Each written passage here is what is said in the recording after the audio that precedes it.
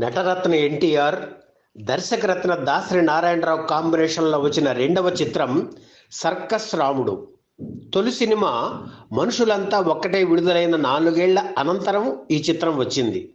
ఎంజీఆర్కు సన్నిహితుడైన Kovai చెలియన్ circus రాముడు చిత్రాన్ని నిర్మించారు. ఎంజీఆర్, శివాజీ గణేశన్లతో 15 తమిళ చిత్రాలు నిర్మించిన చెలియన్ సర్కస్ రాముడు చిత్రంతో తెలుగు చిత్ర పరిశ్రమలోకి అడుగుపెట్టారు. ఎంజీఆర్ రికమెండ్ చేయడంతో ఆయనకు డేట్స్ ఇచ్చారు ఎన్టీఆర్. దర్శకుడు దాసరి దర్శకత్వంలో తన తొలి సినిమా తీయాలని చెలియన్ అనుకున్నారు. ఆ సమయంలో దాసరి చాలా బిజీగా ఉన్నారు. కానీ చెలియన్ అడగగానే మిగిలిన సినిమాలు పక్కన పెట్టి ఆయనకు గ్రీన్ సిగ్నల్ ఇచ్చారు. సర్కస్ రాముడు చిత్రంలో ఎన్టీఆర్ ద్విపాత్రాభినయం చేశారు. జయప్రద, సుజాత హీరోయిన్లు. చేతిలో 2 లక్షల రూపాయలుంటే లో బడ్జెట్ సినిమా తీసేసే రోజులవి. అయితే సర్కస్ రాముడు చిత్రంలో ఎన్టీఆర్ కాస్ట్యూమ్స్ కోసమే 2 లక్షల రూపాయలు ఖర్చు పెట్టడం విశేషం. ఇందులో రాముడు, రాజా పాత్రల్ని ఎన్టీఆర్ పోషించారు. రాజా జమీందార్ తనయుడు, రాజా సర్కస్లో రింగ్ మాస్టర్. ఈ 2 పాత్రలకు ఉన్న వేరియేషన్ను దృష్టిలో పెట్టుకుని ముంబైలో అక్బర్ అనే కాస్ట్యూమర్తో స్పెషల్గా ఎన్టీఆర్ కాస్ట్యూమ్ డిజైన్ చేయించారు. అలాగే జయప్రద కాస్ట్యూమ్స్ కూడా అక్బర్ డిజైన్ చేశారు. 1979 అక్టోబర్ 20న ప్రారంభమైన సర్కస్ రాముడు చిత్రం కేవలం 26 రోజుల షూటింగ్తో పూర్తి కావడం విశేషం. అగ్ర హీరోలతో ప్రస్తుతం భారీ బడ్జెట్ చిత్రాలు తీస్తున్న యువ దర్శకులు గమనించాల్సిన విషయం ఇది. చెన్నై, బెంగళూరు, ఊటీ, ముదుమలై ఇన్ని చోట్ల షూటింగ్ చేసిన అన్ని తక్కువ రోజుల్లో చిత్రాన్ని షూటింగ్ పూర్తి చేయడం దాసరి ప్రతిభకు, ప్లానింగ్కు నిదర్శనం. సినిమా షూటింగ్ అనుకున్న ప్రకారం తక్కువ రోజుల్లో పూర్తి చేయగలిగిన ఎన్టీఆర్తో డబ్బింగ్ చెప్పించే విషయంలో నిర్మాత చెలియన్ టెన్షన్కు లోనయ్యారు. ఎందుకంటే డబ్బింగ్ చెప్పి వెంటనే ఎన్టీఆర్ సరదారాముడు చిత్రం షూటింగ్ కోసం కాశ్మీర్ వెళ్తారు. 30 రోజుల తర్వాత కానీ తిరిగి రారు. సాయంత్రం 4 గంటలకు ఫ్లైట్, దానికి వెళ్ళాలి ఆయన.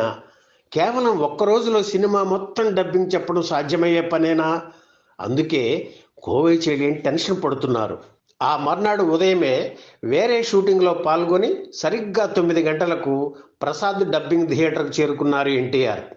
అప్పటికి ఆయన భోజనం కూడా చేయలేదు. అన్నగారి అభిరుచి మేరకు ఐటమ్స్ సిద్ధం చేస్తే భోజనం చేసేసరికి 9:30 అయ్యింది. అప్పటికే ఎన్టీఆర్తో సినిమాలు తీస్తున్న నిర్మాతలు వరుసగా కూర్చొని ఉన్నారు. వారందరితో మాట్లాడి సరిగ్గా 10 గంటలకు డబ్బింగ్ థియేటర్లోకి అడుగుపెట్టారు ఎన్టీఆర్. ఆయన డబ్బింగ్ చెప్పే విధానం చాలా ప్రత్యేకంగా ఉంటుంది. సీన్ పేపర్లో డైలాగులు ఒకసారి చూసుకోవటం, తర్వాత స్క్రీన్ వంక చూడకుండా పేపర్ వంక చూస్తూ డబ్బింగ్ చెప్పేవారు.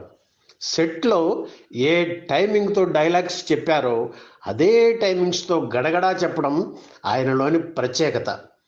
ఒక్క అక్షరం కూడా నాన్ సింక్ వచ్చేది కాదు. లిప్పు సరిగ్గా అతికినట్లు ఉండేది. అలా ఏకధాటిగా 2 గంటల పాటు డబ్బింగ్ చెప్పారు. టీ బ్రేక్ ఇచ్చారు. దాసరి, చెలియన్ సహా అందరికీ గుండెల్లో దడ మొదలైంది. సాయంత్రం 3 గంటల లోపు ఎన్టీఆర్ డబ్బింగ్ పూర్తి అవుతుందా అని. ఇంతలో చిన్న ఆయన అంటే ఎన్టీఆర్ సోదరుడు త్రివిక్రమరావు అక్కడికి వచ్చారు. ఆయనతో 15 గంటలో ముఖ్యమైన విషయాలు మాట్లాడి 12:30కి మళ్ళీ థియేటర్లోకి వెళ్ళారు ఎన్టీఆర్. చిన్న ఆయన కూడా ఆయన్ని అనుసరించారు. 1:30 అయ్యేసరికి దాదాపు సగానికి పైగా డబ్బింగ్ పూర్తయింది. మొత్తం పూర్తయ్యేసరికి 3:30 దాటవచ్చు కనుక థియేటర్ నుంచి ఎన్టీఆర్ సరాసరి ఎయిర్పోర్ట్కి వెళ్ళడానికి ఏర్పాట్లు చేస్తున్నారు. ఎన్టీఆర్ ఎంత వేగంగా డబ్బింగ్ చెప్పారంటే 3:30 అవుతుందని అనుకున్న డబ్బింగ్ మధ్యాహ్నం 2 గంటలకే పూర్తి చేసేశారు. థియేటర్ నుంచి నవ్వుతూ బయటకు వచ్చారు ఎన్టీఆర్, త్రివిక్రమరావు. వెంటనే ప్రొడక్షన్ మేనేజర్ కోటేశ్వరరావుని పిలిచి ఏది మీ స్పెషల్ అని అడిగారు ఎన్టీఆర్. ఆయనకు ఇదయాపం, స్పెషల్ పాయ, మసాలా టీ అంటే చాలా ఇష్టం. అందుకే అవి సిద్ధం చేశారు. పలహారం పూర్తయ్యేసరికి 2:30 అయ్యింది. అందరికీ పేరు పేరున బెస్ట్ ఆఫ్ లక్ చెప్పి కారు ఎక్కేశారు ఎన్టీఆర్. ఆయనకు నమస్కరించి మేము చాలా భయపడ్డాం సార్ అన్నారు చెలియన్.